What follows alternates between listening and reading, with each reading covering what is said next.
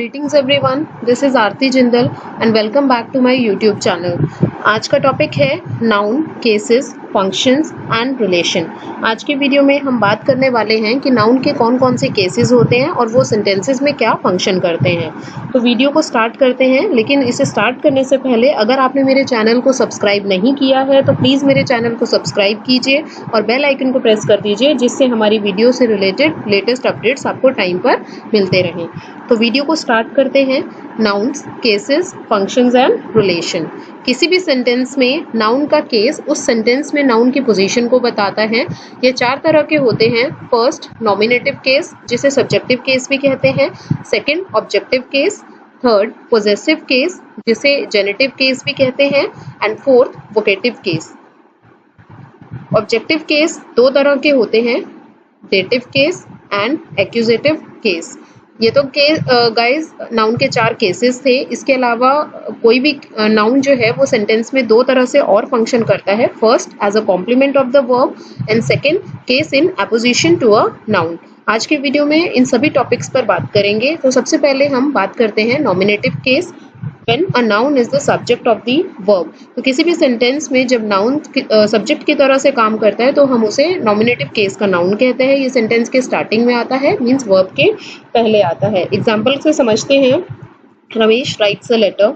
इसमें लिखने का काम हो रहा है, तो यहाँ पर राइट एक वर्ब है और लिखने का काम कर रहा है रमेश, तो इसीलिए रमेश यहाँ पर सब्जेक्ट है। इस सेंटेंस में रमेश सब्जेक्ट है, इसीलिए हम कह सकते हैं कि रमेश नाउन का प्रयोग हम नॉमिनेटिव केस में किया है हमने।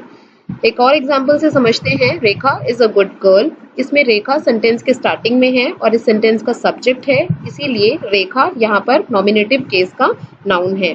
सो नॉमिनेटिव केस का नाउन पहचानने के लिए अगर हम वर्ब के साथ हु और व्हाट के साथ क्वेश्चन पुट करते हैं तो जो हमें आंसर मिलता है वो सब्जेक्ट होता है, मीन्स नॉमिनेटिव केस का नाउन होता है। फॉर एग्जाम्पल, अगर हम कहें हु राइट्स अ लेटर, तो इसमें आंसर हमें मिलेगा रमेश, इसीलिए रमेश यहाँ पर सब्जेक्ट है, नॉमिनेटिव केस का नाउन है। अगर हम क्वेश्चन पुट करते हैं who is a good girl, तो उसमें हमें आंसर मिलेगा रेखा। रेखा यहाँ पर सब्जेक्ट है और नॉमिनेटिव केस का नाउन है। अब बात करते हैं ऑब्जेक्टिव केस की। When a noun is the object of the verb, तो किसी भी सेंटेंस में जब नाउन ऑब्जेक्ट के रूप में काम करता है तो उसे हम ऑब्जेक्टिव केस का नाम देते हैं। किसी भी सेंटेंस में जो एक्शन होता है उसे हम वर्ब कहते हैं।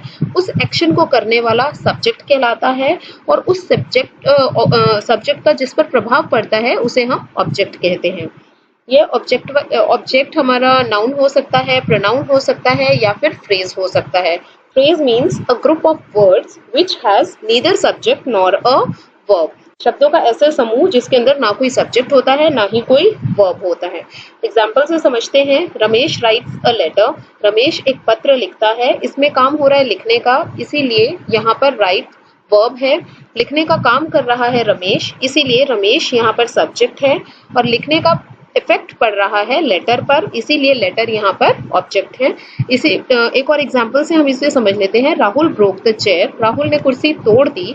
इसमें काम हुआ तोड़ने का, इसीलिए ब्रोक जो कि ब्रेक की पास्ट फॉर्म है वो उसका हमने यहाँ यूज किया है, तो यहाँ पर यह वर्ब है।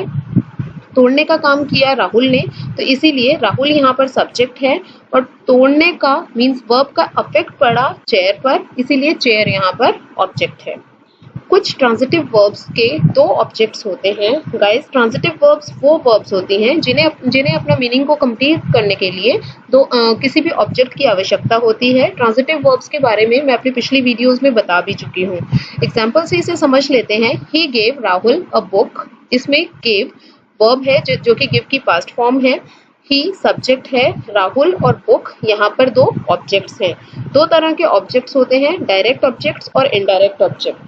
जो लिविंग होते हैं, सजीव होते हैं, वो इनडायरेक्ट ऑब्जेक्ट के अंतर्गत आते हैं और जो निर्जीव होते हैं मीन्स नॉन लिविंग होते हैं, ये बेजान होते हैं, वह डायरेक्ट ऑब्जेक्ट कहलाते हैं। यहाँ पर राहुल जो कि लिविंग है, इसीलिए वह इनडायरेक्ट ऑब्जेक्ट है। बुक जो कि नॉन लिविंग है, इसीलिए वह डायरेक्ट ऑब्जेक्ट है। इनडायरेक्ट ऑब्जेक्ट होते हैं उन्हीं को हम डेटिव केस भी कहते हैं। किसी भी सेंटेंस में इनडायरेक्ट ऑब्जेक्ट को पहचानने के लिए अगर हम वर्ब के साथ whom करके क्वेश्चन पुट करते हैं तो जो हमें आंसर मिलता है वह इनडायरेक्ट ऑब्जेक्ट कहलाता है। For example, whom did he give a book? उसने बुक किसको दी? तो इसमें हमें आंसर मिला राहुल, तो राहुल इनडायरेक्ट ऑब्जेक्ट है। अगर डायरेक्ट ऑब्जेक्ट को हमें फाइंड करना है तो हमें वर्ब के साथ व्हाट करके क्वेश्चन पुट करना होता है। For example, what did he give to Rahul? उसने राहुल को क्या दिया? तो आंसर हमें मिलेगा बुक, तो इसीलिए बुक यहाँ पर डायरेक्ट ऑब्जेक्ट है। अब बात करते हैं हम एक्यूजेटिव केस की। When a noun is a object of a preposition, जब किसी सेंटेंस में नाउन जो है वो प्रेपोजिशन के ऑब्जेक्ट के बारे में बात करता है तो उसे हम एक्यूजेटिव केस का नाउन कहते हैं। एग्जाम्पल से समझते हैं, my book is on the table. इसमें टेबल ऑब्जेक्ट है और उससे पहले ऑन प्रेपोजिशन का प्रयोग हुआ है। टेबल का वर्ब से कोई संबंध नहीं है, इसीलिए टेबल यहाँ पर ऑन प्रेपोजिशन का ऑब्जेक्ट है और एक्यूजेटिव केस का नाउन है। She is playing in the room. यहाँ पर रूम एक ऑब्जेक्ट है और इससे पहले इन प्रेपोजिशन का प्रयोग हुआ है, इसीलिए यहाँ पर रूम एक्यूजेटिव केस का नाउन है और इन प्रेपोजिशन का ऑब्जेक्ट है।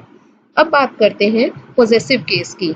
When a noun denotes possession और ownership, जब कोई नाउन किसी दूसरे नाउन पर अपने अधिकार को प्रकट करता है तो हम उसे पोजेसिव केस कहते हैं।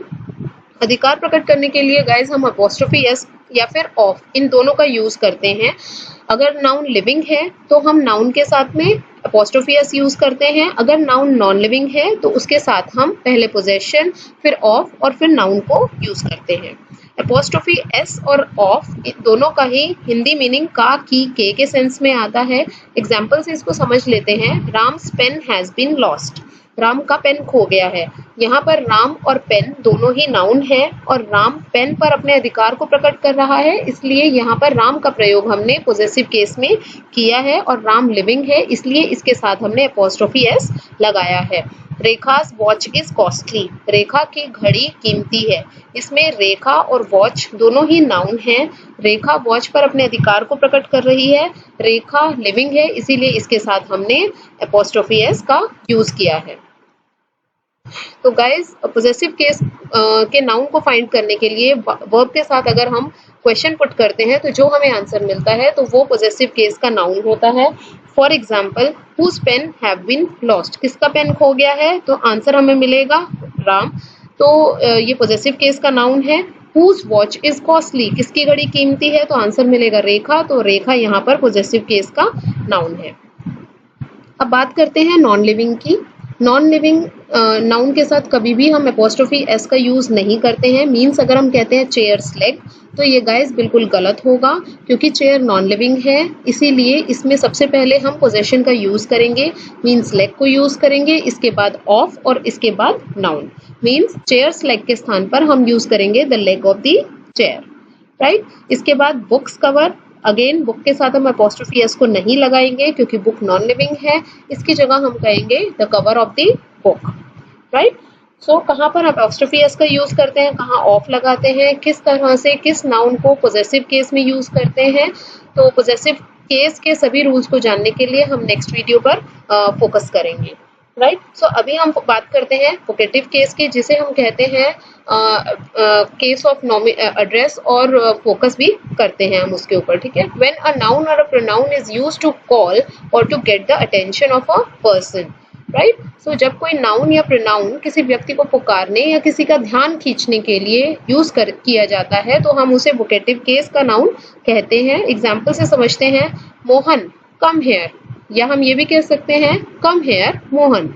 तो यहाँ पर मोहन एक वोकेटिव केस का नाउन है, मोहन के बाद कॉमा लगाया गया जिससे पता चल रहा है कि वोकेटिव केस का नाउन है और यहाँ पर मोहन को संबोधित किया जा रहा है। अगर मोहन का प्रयोग लास्ट में हुआ है तो उससे पहले हम कॉमा यूज कर रहे हैं, राइट। सो नेक्स्ट एग्जाम्पल हम लेते हैं, बॉयज सिट डाउन, या हम यह भी कह सकते हैं सिट डाउन बॉयज। यहाँ पर बॉयज के बाद कॉमा का यूज हुआ है, इसीलिए बॉयज यहाँ पर वोकेटिव केस का नाउन है। तो गाइज ये थे नाउन के केसेस। अब देखते हैं कि नाउन कैसे किसी भी सेंटेंस में और किन किन रूप में काम करता है। तो फर्स्ट है complement of a verb. Some verbs do not complete the meaning, these are called linking verbs. कुछ क्रियाएं अपना पूरा भाव प्रकट करने के लिए यूज होती हैं, तो उन्हें हम लिंकिंग वर्ब्स कहती हैं।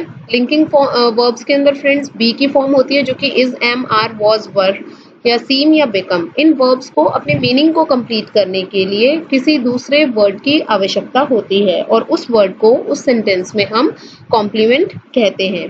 कॉम्प्लीमेंट का प्रयोग करने से ही उस सेंटेंस का मीनिंग कंप्लीट होता है।